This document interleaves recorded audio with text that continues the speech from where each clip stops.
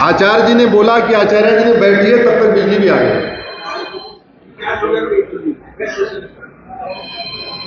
तो अगर बोर हो गए हो तो 10 मिनट में अपनी बात पूरी कर दें, थक गए हो,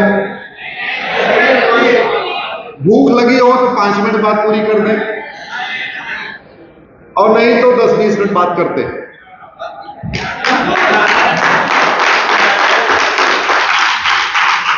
देखिए, एक भारत तब बनेगा जब अटक से कटक, कश्मीर से कन्याकुमारी सबके लिए एक कानून होगा।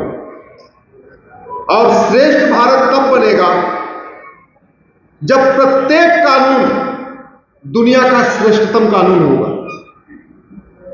एक भारत तब बनेगा जब 1 नेशन 1 टैक्स कोड होगा, 1 नेशन 1 पिनल कोड होगा, 1 नेशन 1 पुलिस कोड होगा, 1 नेशन 1 इलेक्शन कोड होगा, 1 नेशन 1 जुडिशियल कोड होगा, 1 नेशन 1 बैंकिंग कोड होगा, 1 नेशन 1 एजुकेशन कोड होगा, 1 नेशन 1 पॉपुलेशन कोड होगा, 1 नेशन 1 इंडाउमेंट कोड होगा, 1 नेशन 1 सिटीजनशिप कोड होगा, 1 नेशन एडमिनिस्ट्रेटिव कोड होगा।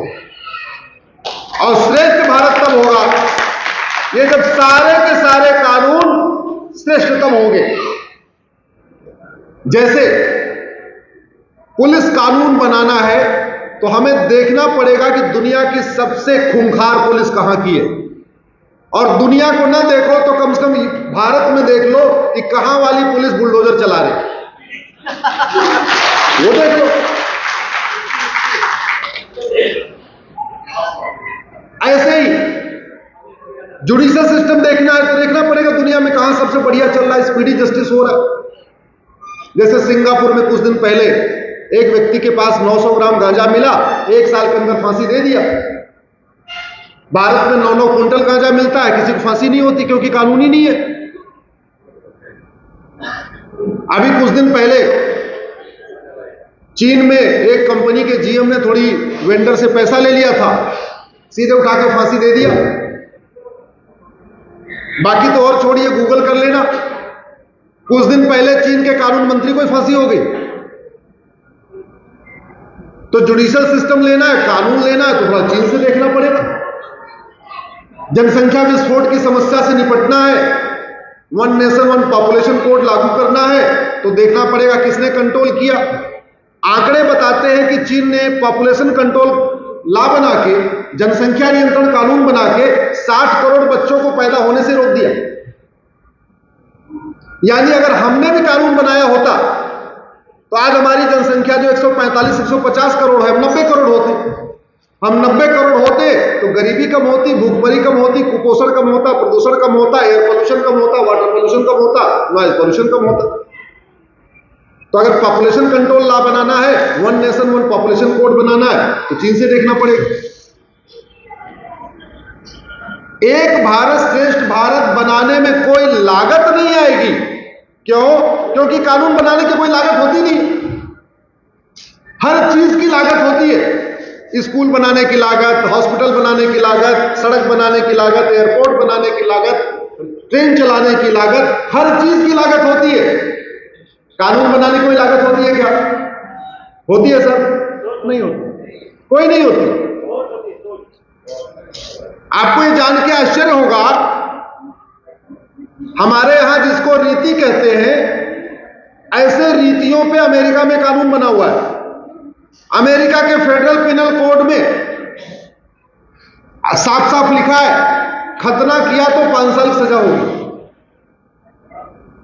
खतना करने पे कितने साल की सजा? और भारत में क्या कहते हैं? रीति है। तो आप सोच सकते हैं, एक भारत श्रेष्ठ भारत तब होगा जब भारत का कानून श्रेष्ठतम होगा और भारतीय परंपरा, भारतीय ज्ञान विज्ञान, भारतीय रीति रिवाज, भारतीय नीतियों के अनुसार होगा।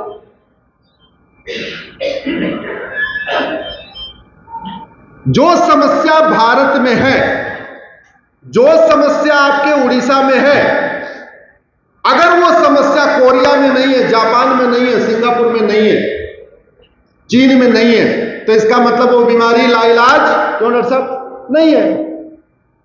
इसका मतलब बीमारी लाइलाज, तो फिर हमारे यहां गड़बड़ी क्या हो रही है? डॉक्टर तो अच्छे हैं लेकिन अच्छी दवा नहीं दे रहे। डॉक्टर बड़े अच्छे हैं लेकिन अच्छी दवा नहीं दे रहे। इसी अच्छी दवा की लड़ाई हम लड़ते हैं और मुझे बहुत खुशी है। मैंने 2014 में आर्टिकल 370 को चैलेंज किया था सुप्रीम कोर्ट में। 2019 में आर्टिकल 370 को सरकार ने खत्म किया और एक देश एक संविधान का रास्ता खोल दिया। अब एक देश एक संविधान बन गया है, तो अब अगली लड़ाई जो हम सबको लड़ना है, ये मुझे नहीं लड़ना, आप सबको लड़ना, वो है एक देश एक विधान की। मतलब जो पुलिस का कानून हो पूरे देश के लिए एक हो, जो जस्टिस सिस्टम हो, जुडिशियल कोर्ट सबके लिए एक हो। ऐसा नहीं होना चाहिए कि तीस्ता सीतलवाड़ के लिए रात को सुप्रीम कोर्ट खुल जाए और हमारे यहाँ के लिए 20 साल तो खुले ही। ऐसा नहीं होना चाहिए। जो व्यवस्था हो सबके लिए हो। मैं अभी बैठे बैठे देख रहा था, उड़ीसा में 30 जिले हैं और ईमानदारी से बताना जो मैं पूछने जा रहा हूं, अंगुल में धर्मांतरण और घुसपैठ हो रही है कि नहीं? बोले जरा। बालनगीर में हो रही है कि नहीं? बारगढ़ में धर्मांतरण हो रहा है कि नहीं? बालासार में हो रहा है कि नहीं? भद्रक में हो रहा है कि नहीं? कटक में हो रहा है कि नहीं? भेंगल में हो रहा है कि नहीं? गंजम में हो रहा है कि नहीं? झारसुगड़ा में धर्मांतरण हो रहा है कि नहीं और घुसपैठ हो रही है कि नहीं? जाजपुर में, आपके गोड्डा में, केवंझर में, कालाहांडी में, कंधमाल में, कोरापुट में, केंद्रपाड़ा में, मलकानगिरी में, जितने आपके 30 जिले हैं, इसमें से कोई एक जिला बताइए जहां रोहिंग्या नहीं आ रहे हैं, बांग्लादेशी नहीं आ रहे हैं और मिशनरियां धर्मांतरण नहीं करा रहे। कोई एक जिला मुझे बताइए, है कोई? जोर से बोलिए।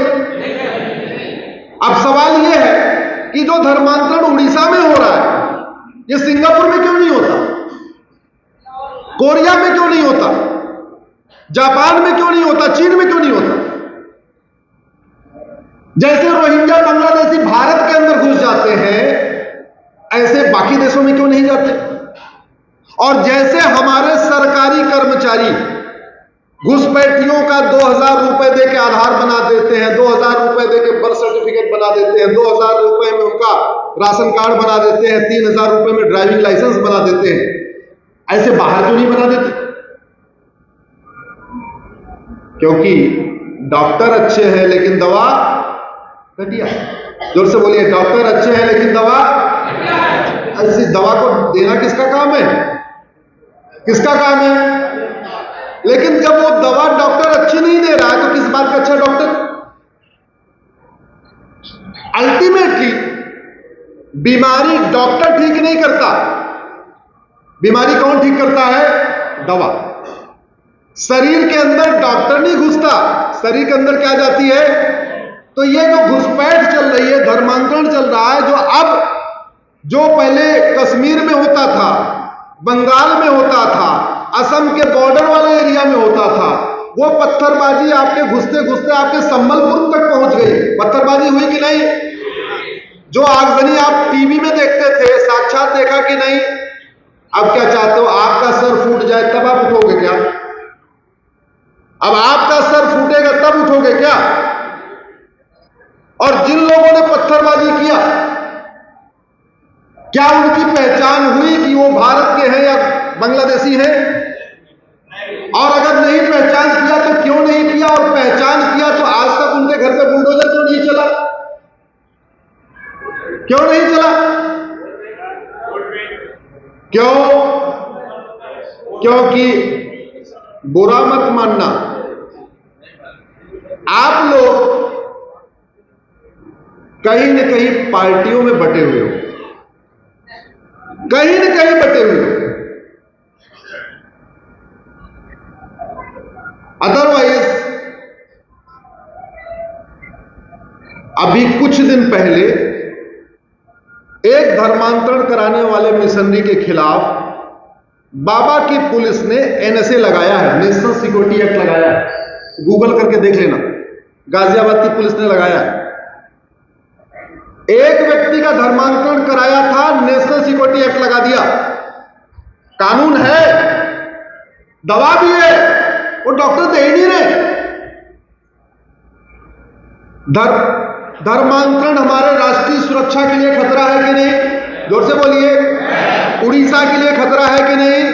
और इस खतरे से निपटने के लिए हमारे पास नेशनल सिक्योरिटी एक्ट है, जिसको एनएसए कहते हैं, हिंदी में रासुका कहते हैं। तो सवाल यह है कि उड़ीसा में इतने बड़े पैमाने पर धर्मांतरण हो रहा है, 30 जिलों में कोई जिला ऐसा नहीं बचा है जहां धर्मांतरण नहीं हो रहा है। फिर उड़ीसा में आज तक एक के बाद डॉक्टर आते गए, लेकिन किसी ने एनएसए वाली दवाई क्यों नहीं दिया? 15 डॉक्टर, हरे कृष्णा मेहताब जी पहले मुख्यमंत्री हुए, फिर नवाकृष्ण चौधरी जी हुए, बीजू पटनायक जी हुए, वीरेंद्र मित्रा जी हुए, सदाशिव त्रिपाठी जी हुए, राजेंद्र नारायण सिंह हुए, विश्वनाथ दास जी हुए, नंदिनी सतपथी हुए, विनायक आचार्य जी हुए, नीलमणि रोत्रे जी हुए, जानकी वल्लभ पटनायक हुए, हेमनंदा बिस्वाल हुए, बीजू पटनायक हुए, गिरधर गमांग हुए और अभी नवीन पटनायक जी हैं। कितनी बार विधानसभा का विशेष सत्र बुला के धर्मांतरण पे गंभीरता के साथ चर्चा हुई क्या? पुलिस को निर्देश दिया क्या एनएसए लगाओ? तो कहां से रुकेगा धर्मांतरण भैया? धर्मांतरण रोकना किसी सामाजिक संगठन की जिम्मेदारी नहीं है, आरएसएस की या विश्व हिंदू परिषद की या डॉक्टर पुरुषोत्तम अग्रवाल की जिम्मेदारी नहीं है। धर्मांतरण रोकना किसकी जिम्मेदारी है?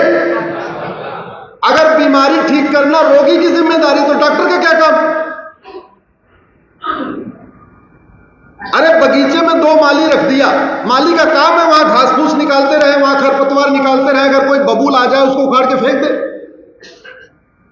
क्योंकि बबूल और आम एक साथ नहीं रह सकते, यह प्रकृति का नियम है। एक बगीचे में आप 5 बबूल का पेड़ लगा दीजिए, 5 आम का पेड़ लगा दीजिए, 5 साल के बाद केवल 5 ही पेड़ बचेगा। जानते हैं कौन सा? बबूल का, आम वाला सूख जाएगा। यह प्रकृति का नियम है।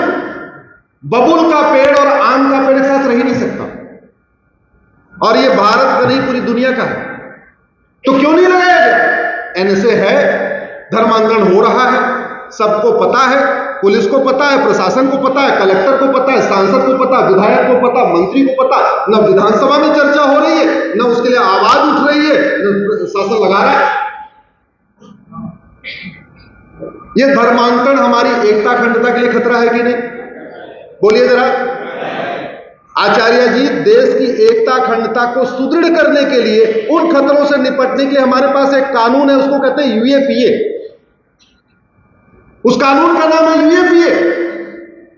हो सकता है मैं गलत हूं, लेकिन जितना मैंने रिसर्च किया, आज तक उड़ीसा में किसी भी मिशनरी के खिलाफ यूएपीए नहीं लगाया गया। धर्मांतरण एक ऑर्गेनाइज्ड क्राइम है। ऑर्गेनाइज्ड क्राइम उसको कहते हैं जिसमें कई लोग इन्वॉल्व हो, कोई पैसे से मदद कर रहा हो, कोई जगह उपलब्ध करा रहा हो, कोई किसी और तरीके की मदद कर रहा हो, कुछ टेक्नोलॉजी दे रहा हो, कोई चावल दाल बांट, जो भी है, जिसमें पूरा एक नेटवर्क होता है। अब ये बताइए, धर्मांतरण एक संगठित अपराध है कि नहीं? और संगठित अपराध से निपटने के लिए हमारे पास गैंगस्टर एक्ट है। मेरी जानकारी हो सकता है गलत हो, आप लोग क्लेरिफाई कर लेना। मेरी जानकारी में उड़ीसा में आज तक किसी भी मिशनरी के खिलाफ गैंगस्टर एक्ट लगाया नहीं गया।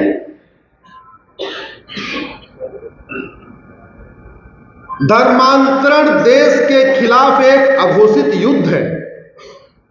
भारत की डेमोग्राफी बदलना एक अघोषित युद्ध है। इंग्लिश में कहते हैं veg war. Indian penal code में डॉक्टर साहब एक सेक्शन 121 है, वेज वॉर, कि भारत के खिलाफ अगर कोई डायरेक्ट इनडायरेक्ट युद्ध है या सरकार के खिलाफ कोई डायरेक्ट इनडायरेक्ट युद्ध है, तो इसमें इंडियन पिनल कोड का 121 लगना चाहिए, जिसमें आजीवन कारावास की सजा है। आप लोग पता करना कि क्या उड़ीसा में आज तक कभी, जहां इतने बड़े मात्रा में धर्मांतरण हो रहा है, किसी मिशनरी या जिहादी के खिलाफ सेक्शन 121 लगा क्या? धर्मांतरण अपने आप में देशद्रोह है। देशद्रोह कैसे, इसको समझिए। संविधान के प्रियम्बल में लिखा है equality, justice, liberty, fraternity, unity. हम एक समता मूलक समाज की स्थापना करेंगे। तो अगर धर्मांतरण ऐसे रिलीजन में हो रहा है जो इक्वलिटी, जस्टिस, लिबर्टी, फ्रेटर्निटी को मानते हैं, तब तो बात समझ में आता है। लेकिन धर्मांतरण ऐसे रिलीजन में हो रहा है जो इक्वलिटी को मानता ही नहीं, वो समस्त प्राणी को एक समान नहीं मानता, समस्त मानव को एक समान नहीं मानता। जो रिलीजन महिला पुरुष को एक समान नहीं मानता, मानव मानव को एक समान नहीं मानता, उसमें धर्मांतरण कराना देशद्रोह हुआ कि नहीं, संविधान के खिलाफ हुआ कि नहीं? लेकिन आज तक उड़ीसा में किसी भी धर्मांतरण कराने वाले मिशनरी और जिहादी के खिलाफ देशद्रोह की धारा लगाई गई है। धर्मांतरण पैसे के लिए किया जाता है, विदेशों से फंडिंग आती है, खाड़ी देशों से हवाला के जरिए आती है, यूरोप से, अमेरिका से एफसीआरए के जरिए आती है, एक ऑर्गेनाइज्ड क्राइम है, पैसा आता है, भारत के अंदर का पैसा लगता है, ड्रग स्मगलिंग का पैसा लगता है।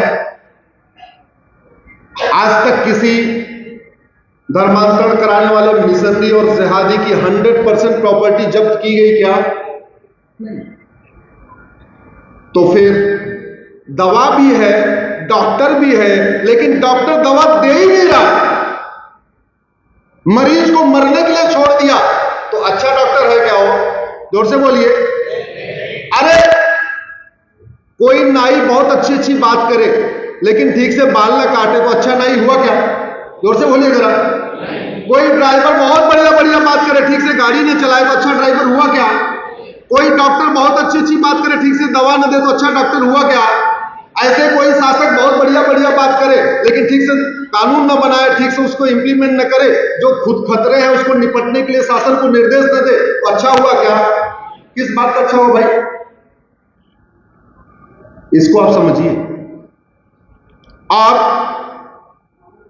इसी काम के लिए सांसद और विधायक को लॉ मेकर कहते हैं।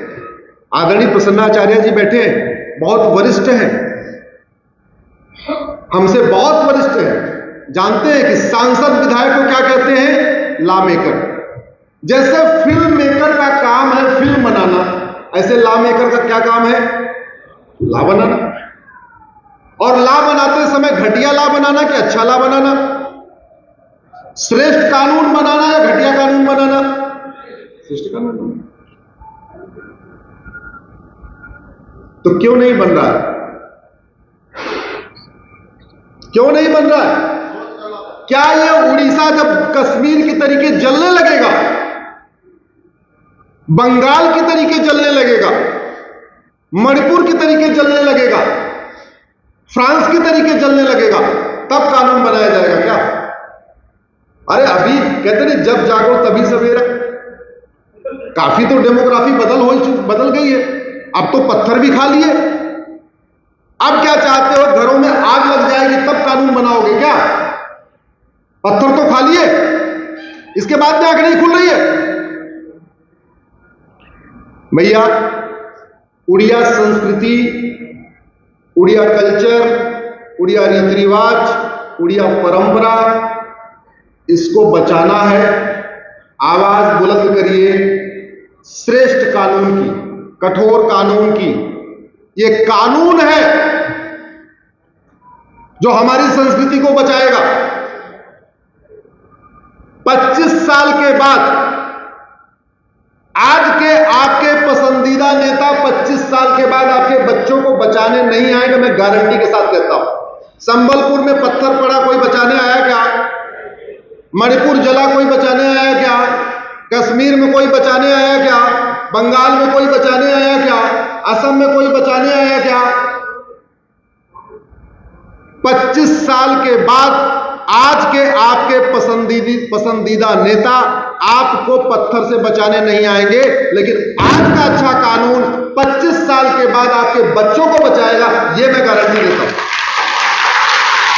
मैं गारंटी देता हूं। व्यक्ति में ताकत नहीं होती, हमें गलतफहमी है व्यक्ति ताकतवर होता है। व्यक्ति में कोई ताकत नहीं होती, ताकत होती है कानून में, ताकत होती है कानून में। और कानून कैसा होना चाहिए? हमारे वैज्ञानिकों ने अग्नि मिसाइल बनाया, बनाया ना, वो रोज रोज चलाने के लिए थोड़ी है, चलाई जा रही है क्या? पूरी दुनिया में सबने परमाणु बम बना के रख लिया है, कोई चला रहा है क्या? चलाया नहीं है। परमाणु बम बना के दिखाने के लिए होता है, डराने के लिए होता है। ऐसे कुछ कानून डराने के लिए बनाए जाते हैं और बीच बीच में थोड़ा जरूरत पड़े तो दो चार को फांसी लटकाते भी रहो। अगर सिंगापुर में ड्रग स्मगलर्स को फांसी देने का कानून है तो रोज थोड़ी फांसी देते हैं, साल 2 साल में 1-2 को फांसी देते हैं, बाकी अपने आप ड्रग स्मगलिंग छोड़ के बाहर रहते हैं। और कानून का खौफ देखिए, बहुत दिन के बाद वहां ड्रग स्मगलिंग हुई थी सिंगापुर में, और मात्र 900 ग्राम गांजा, मात्र 900 ग्राम गांजा। यहां तो 9-9 कुंटल गांजा। अफीम के चक्कर में मणिपुर जला है। मणिपुर को जलने का 3 ही मूल कारण है: घुसपैठ, धर्मांतरण, अफीम की खेती, यानी ड्रग स्मगलिंग। और आपको यह बताते हुए कड़वी सच्चाई, मुझे दुख हो रहा है, वो 3 बीमारियां मणिपुर की आपके उड़ीसा में घुस चुकी हैं। आपके उड़ीसा में भी धर्मांतरण हो रहा है, आपके उड़ीसा में भी ड्रग स्मगलिंग हो रही है, आपके उड़ीसा में भी घुसपैठ हो रही है। तो थोड़ा देर हो सकता है, इतना ही हो सकता है। प्लीज जागिए। क्योंकि आज मेरा विषय एक भारत श्रेष्ठ भारत का है, इसलिए मैं तो इतना ही कहना चाहूंगा, उड़ीसा को धर्मांतरण और घुसपैठ से बचाइए। ये धर्मांतरण और घुसपैठ अच्छी बातें करने से नहीं रुकेगा, पॉलिटिकल नूरा कुश्ती से नहीं रुकेगा, लच्छेदार भाषण देने से नहीं रुकेगा। ये तब रुकेगा जब घुसपैठियों के खिलाफ, मिशनरियों के खिलाफ यहां की पुलिस नेशनल सिक्योरिटी एक्ट लगाना शुरू करेगी, यूएपीए लगाना शुरू करेगी, गैंगस्टर एक्ट लगाना शुरू करेगी, वेज वॉर यानी section 121 of Indian penal code लगाना शुरू करेगी, देशद्रोह यानी सेक्शन 124A लगाना शुरू करेगी, 100% प्रॉपर्टी जब्त करना शुरू करेगी और इनको आजीवन कारावास देना शुरू करेगी। मैं गारंटी के साथ कहता हूं, एनआरसी लागू करने की जरूरत नहीं पड़ेगी, केवल 2-4 के खिलाफ ये 5 धारा लगाइए, बाकी घुसपैठिए अपने सामान वाले खुद ही भाग जाएंगे।